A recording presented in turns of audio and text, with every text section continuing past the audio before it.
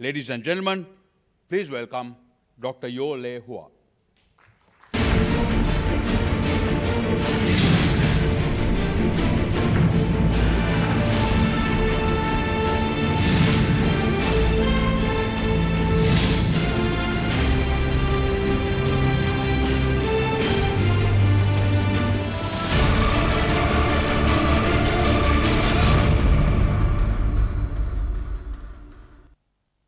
Thank you very much for that introduction.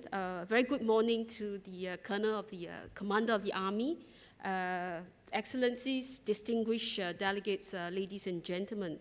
Let me first join my fellow colleagues from Malaysia and to thank the organizers, the Sri Lanka Army, for inviting me to this seminar. It's an eye-opener. This is the first time I'm attending this seminar, and it's been my trip here since the first time I came in 1997 or 98. It's been a long time, and I've seen a lot of developments while we had a city tour yesterday. I've been given this topic, Imperatives to Prosperity of a Rising Nation. I'm a poor academic, so I'm not sure I can tell you how to reach prosperity, since financial planning and prosperity is very much out of my league. But I will attempt to share something on just more on the theoretical level, but I think also from what we have experienced in Singapore. You have heard my fellow colleague from Malaysia. We used to be from the same, we were part of Malaysia. Singapore was part of Malaysia for 2 years, and then we got kicked out by Malaysia. And we know that there are many different pathways to prosperity. Malaysia has chosen its own way of achieving what they have achieved up to now. We in Singapore, as a small island city-state, also has chosen our own paths. And of course, it's very different. We are by nature a very small country. The challenges we face are different from the challenges faced by Sri Lanka or Malaysia, though we do face certain similarities in the kind of the multi-ethnicity that we have to manage, the different religions, different religious groups, different ethnicities, trying to build a cohesive society from these different races and different ethnicities and religion. In that sense, some of the challenges we face are the same, and it's good that we could come here to share the different experiences of how we try to build a cohesive society that I think underpins what I would call sustainable prosperity. I think if we talk about prosperity, there are three fundamental which I could sum up in the sense that you need political stability, you need economic growth, but you also need social cohesion. So these are the three very important imperatives that I say, that I think can help us achieve what I would call sustainable peace and prosperity. Now, let me go more into the much more sort of a theoretical work that we read in all this development economics or from World Banks on all that. But I do fundamentally believe that national development and economic performance, whether it's on growth, investment, poverty reduction, public service delivery, depends in large part on governance. While traditionally the private sector should be the driver of economic development, it is a public sector that enables this to happen. In the past decade and a half, I think the notion of good governance as a necessary condition, or at the very least, as providing and enabling government for sustainable development and growth has gained widespread currency. Good governance resting on the four pillars of accountability, transparency, predictability, and what we call rule of law, and participation is the foundation for development. Good governance apply across the board. We talk a lot about the public sector governance, but I think if you look at what has been happening in terms of the financial crisis and all that, I think we also need to talk about good business and corporate sector governance, which are as important ingredient for the success of a nation. Of course, as I said, there are many other imperatives that you can talk about, innovation and diversification of the economy. we mentioned, an open and socially inclusive, cohesive society are also important in contributing to the prosperity of a rising nation. And with interdependence and globalization, I think for a nation, especially a small nation, to continue this path, economic growth and prosperity, I think building connectivity and networks regionally and internationally, and being open to multilateral participation in multilateral forums are very important for continued prosperity. And I think I share in some way my colleagues, Dr. Tang's comment that in many ways, when Singapore, Malaysia was on its path of development, we were lucky to have that benign external environment, which is made possible with the ASEAN that was formed. So I think you need some luck too, if I may say. We can have all the hard work, but we also need a good regional environment, and with some luck and good management, good governance, I think it's possible for us to pursue this stability and prosperity. Let me begin my former speech by saying, in the 1990s, with the slump of the United States over the Soviet Union, the immediate post-Cold War period was filled with euphoria and optimism with regards to democracy and the neoliberal economy agenda. However, the war against terror unleashed by the US, the global financial crisis triggered by and the collapse of the Lehman Brothers in the US in 2008, and the rise of China and other emerging powers together in some way to challenge this, what we call the Washington Consensus, particularly in regards to the neoliberal economic model. And of course, we have seen the failed revolutions in the Middle East have also taken the shine on democracy. So increasingly, more and more policymakers are re-examining this neoliberal model of economic development and looking more seriously into the role of state and the role of governments in managing the economic globalization and how to guide the markets towards sustainable growth. Together with the questioning of this neoliberal economic model is the increasing emphasis on governance issues, and this is where I would like to share a little bit more. The notion of good governance is as a necessary condition for development and growth has gained widespread currency. And so it's my belief that good governance is and will be the most important imperative towards achieving peace and prosperity for any nation. So I will spend some time discussing on what good governance, how good governance should be understood, and also perhaps towards the end highlight some of these emerging global trends that I think will pose significant challenges to governments and how they do governance. So what is good governance? World Bank defines governance as the manner in which power is exercised in the management of a country's economic and social resources for development. Governance deals with the processes and systems by which a society makes decisions regarding its key policy issues and objectives. Despite the fact that there are many differences in definitions of good governance, I think there's a general consensus that good governance rests on the four pillars of accountability, transparency, predictability, or what people would call rule of law, and participation, political participation. Accountability refers to the possibility to call public officials to task for their actions. And as I said, now we focus a lot on public sector governance, but we should look more and more into also business and corporate governance. If you look at the crisis triggered a lot by these big companies that see themselves as too big to fail. I think there needs to be more scrutiny of how companies do their businesses. But here I will focus more on the role of state and government. So accountability refers to that possibility to call public officials to task for their actions. Transparency entails easy access to information.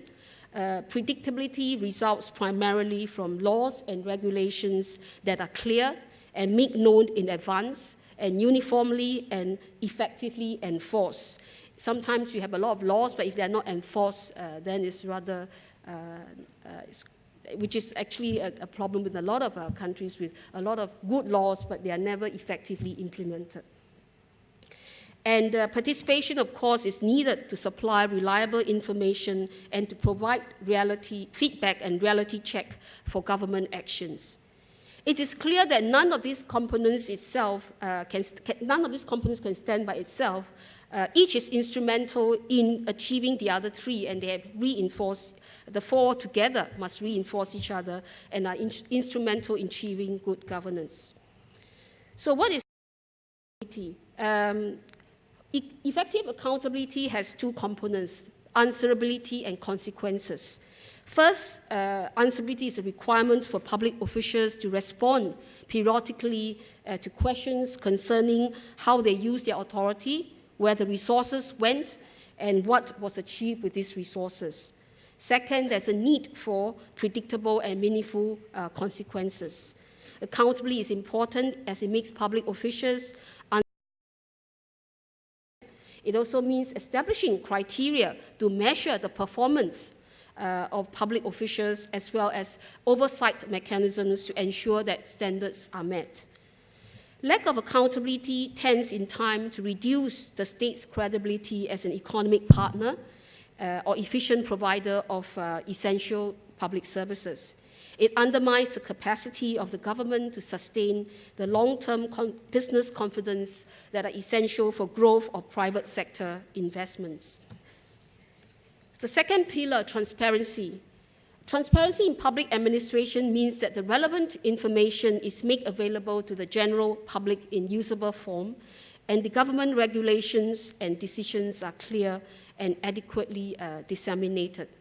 Transparency is really a prerequisite for genuine accountability and reinforces the rule of law. Transparency, of course, some would argue, is not an absolute concept. There are times when we say for national security, you cannot be having all the discussions in public and all that. And that's true. There are competing rights to privacy and legitimate role for confidentiality in government. For example, a free and frank discussion, as I said, in the highest policy-making forums or independent advice on sensitive matters must be confidential. Disclosure would drive such discussions underground with serious risks for healthy governance. And the former record would still contain no information of any substance or value to the public. However, I think strict criteria can be specified for deciding the type of confidential interaction and transactions. In any event, disclosure should be the rule rather than the exception. All government information should be open to the public, except when otherwise specifically provided for good reasons, as I said, on security or other reasons, and on the basis of clear criteria. Hence, even when the information itself is confidential, the criteria for keeping it confidential must be public and transparent. The third pillar, the rule of law or predictability. It refers to the existence of laws, regulations, and policies to regulate society, their fair and consistent application.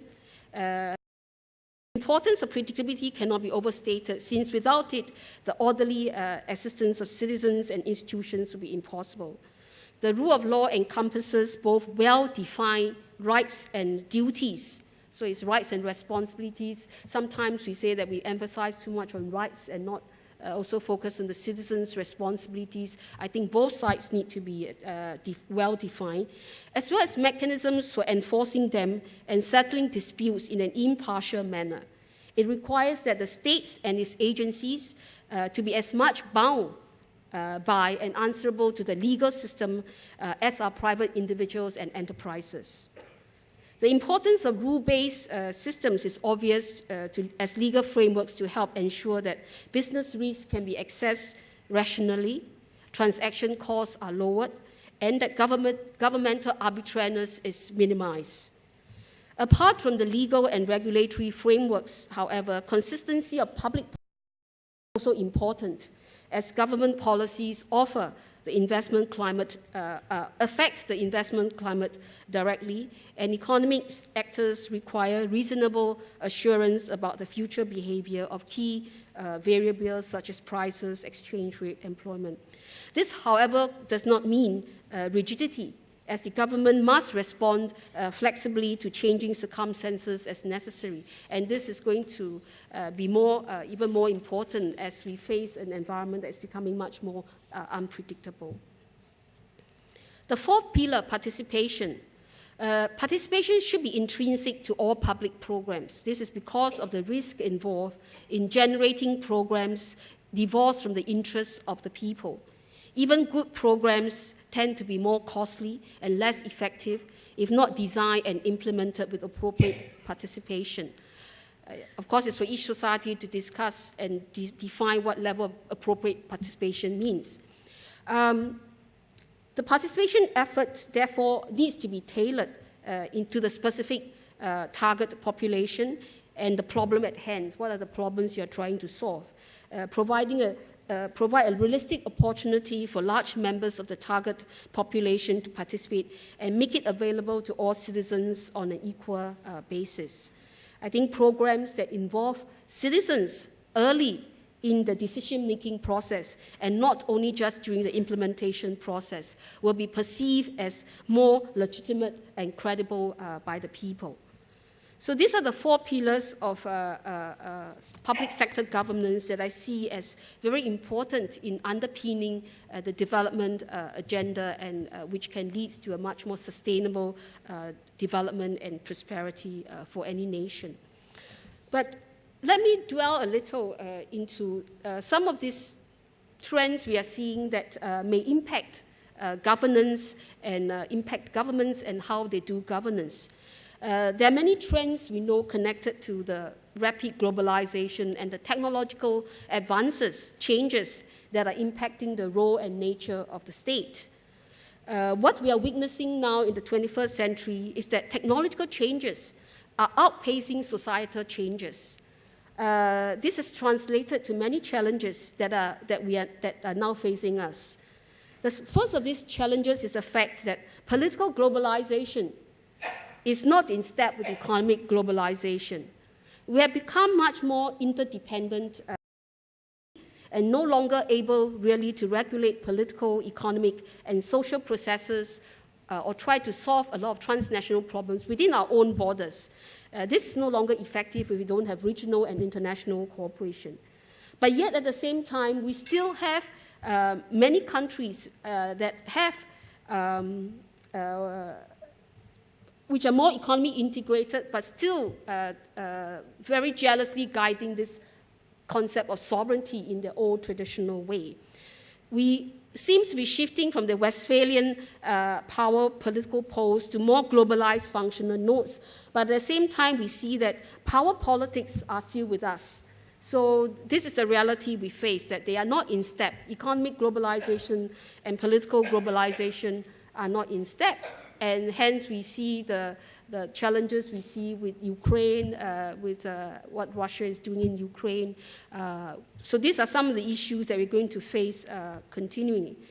Most rising powers, as I said, have so-called one leg left in this Westphalian zero-sum age, and one leg in the globalized, interconnected age. So how to balance, how to deal with this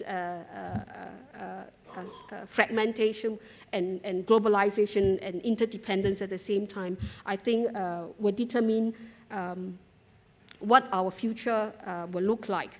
I think we are going to face an interim period of some decades when power politics will lie just under the surface, and how extreme and violent this will be will depend on how strong the glue of globalized interdependence is. So for all of us who wish that we will continue a much more peaceful and stable path, we better continue to build these links, interconnections with us and interdependence, and continue to deepen the interdependence amongst us. Then there is also the diffusion of powers at the global level that is fueled by the rise of the BRICS and powered by technological revolutions and the rise of social media, which meant for us an increasingly volatile and uncertain environment which states and governments need to be prepared for. The ease of transnational communication and the movement of people on an unprecedented scale are leading to greater diversities and divides within many societies. Even in Singapore, a small city-state, we are seeing much more divisions. We have the usual ethnic, religious differences, but now we are also having more divides in many areas, in the areas of differences regards to ideological. You would think that ideology is dead, but they are coming back. How to deal with sexual minorities, those who favor a more conservative approach to society, and those who favor giving the same kind of equal rights to lesbians, gays, and the sexual minorities, for instance. So the divides are becoming, there are more areas of division, not just in the areas of religion and ethnicity, but in many ways of So the world is becoming a global village where members live in increasingly intimate physical, social, and virtual contact. Both positive and negative energies now spread across the world and penetrate all societies, no matter how affluent or impoverished.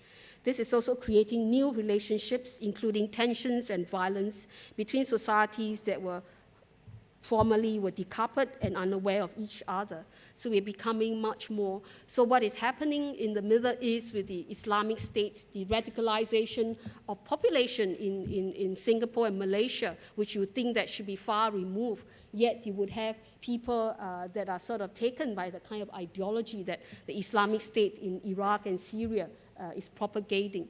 So you can see that we are, and the Singapore, where we are having all these cultural wars with regards to same-sex marriage. Those discussions that came from the Americans, from the US, from the West, are also impacting society in Singapore.